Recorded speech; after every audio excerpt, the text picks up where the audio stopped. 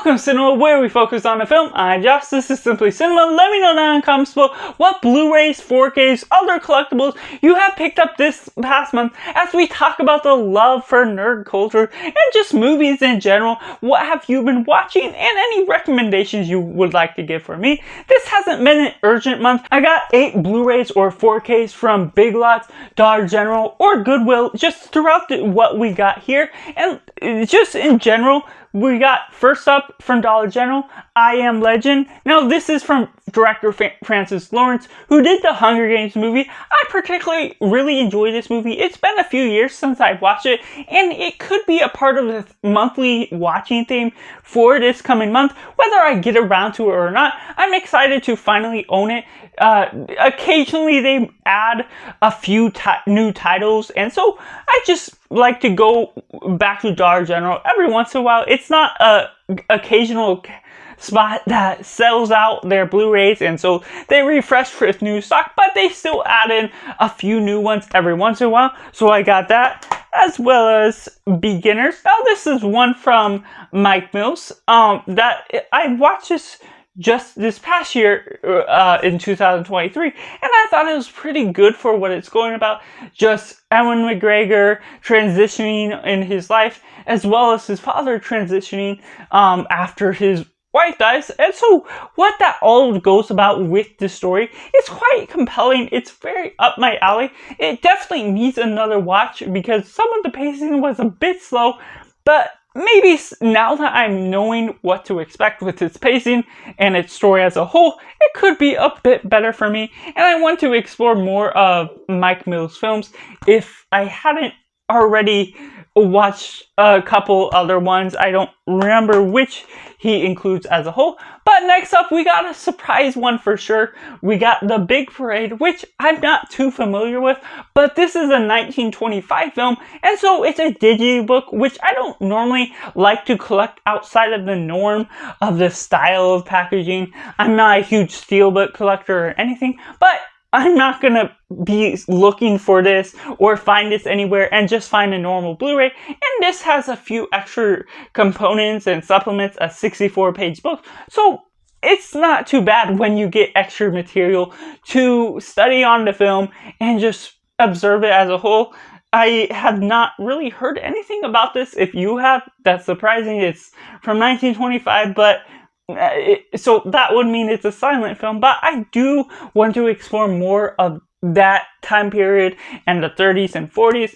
And some of that is a bit hard to get to because most of the content I cover on my channel generally goes about these modern things, even when I do the directors or franchises that are surrounded from 2000s and on. And so it will just be tricky to figure out, but every once in a while, I'll try and throw in something new just to twist things about, especially to watch more of my Blu-ray collection in general, since I don't always get to it depending on what I need to watch for the channel itself. Next up from Dollar General, we got Risky Business with Tom Cruise. Now this is one I have not seen, from 1980, directed and written by Paul Brickman. And I've heard this has some good things. It recently came to Criterion on 4K and Blu-ray, but I figured while it was there, I don't often buy Criterions too often. Occasionally I do, but I figured why not for $5 just pick this up, add it to a collection. Hopefully I might have some particular decade month for watch lists, and so 80s could be a good style and just exploring more of those films in general. And so let me know your thoughts on that one if you have seen it. And we're going on to a couple from Goodwill next. We got Annihilation. This one is from Alex Garland, one of my favorite directors personally.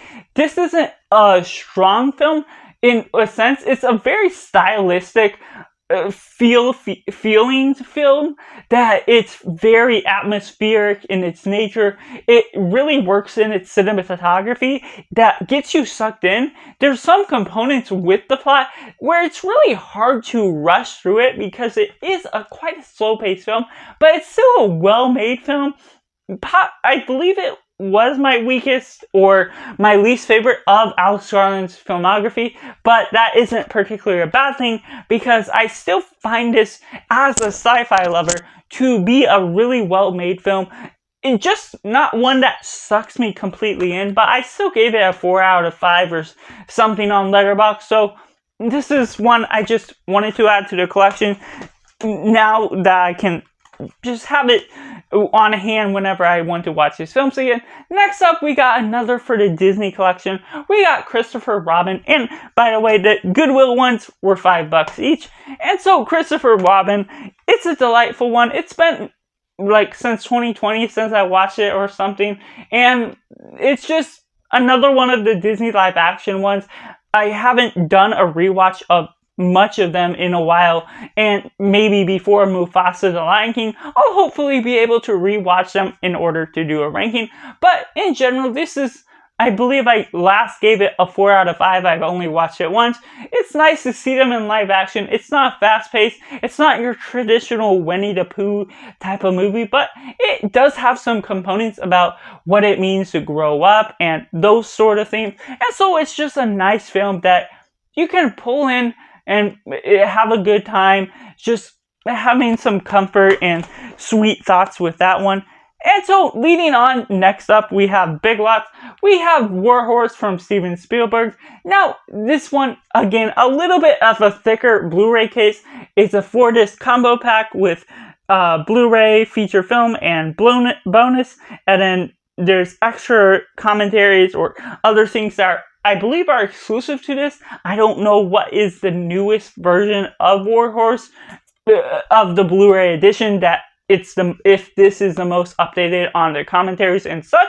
But either way, it had a nice slipcover. I'm wanting to expand the Blu-ray collection for Steven Spielberg just so I can own the movies. And this one is a solid one. It's not necessarily the most thrilling, but it definitely is one I want to rewatch, especially as I hope to be ranking his films sometime in December, I believe, when his birthday is. Otherwise, it's all the way until May of 2026, and so hopefully it will be around then that I can rewatch and finish his filmography, that I'll get a ranking out. And so this one was a solid one. Let me know your personal thoughts on this. I know it can be a mixed bag for his filmography since it's just war, but also the main character is mostly a horse, so it's a little bit of a weird one, but still a solid one, at least once I maybe understand the story a little bit more now that I know the vibe of what the story is going for. And last but not least, we got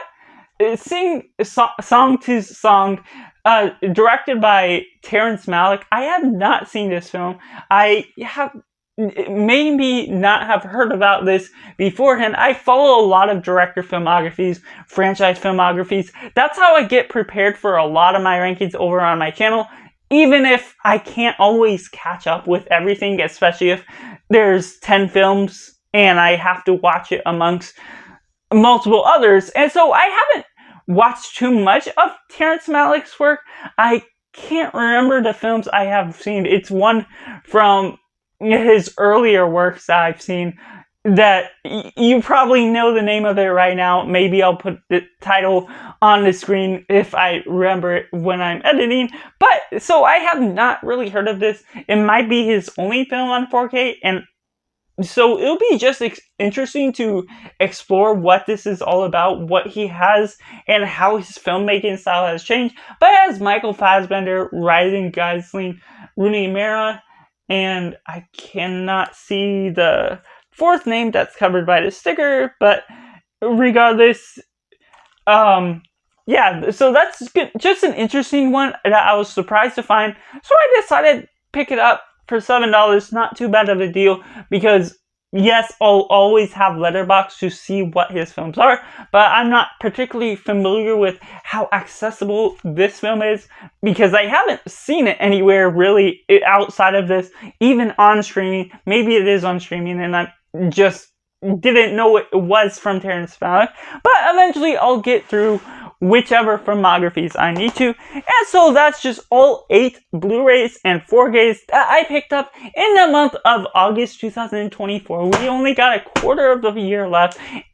It's It's just going by super fast. Let me know all your pickups down in comments below, what you picked up in the month of August 2024, whether Blu-rays, 4Ks, DVDs, whatever you'd like to talk about here on this channel. It's a welcome community, and make sure to like this video if you enjoyed, subscribe if you're ready to join in the film culture community where we talk about the love of cinema as a whole. So that's just all, and make sure to do yourself a favor and go watch a movie.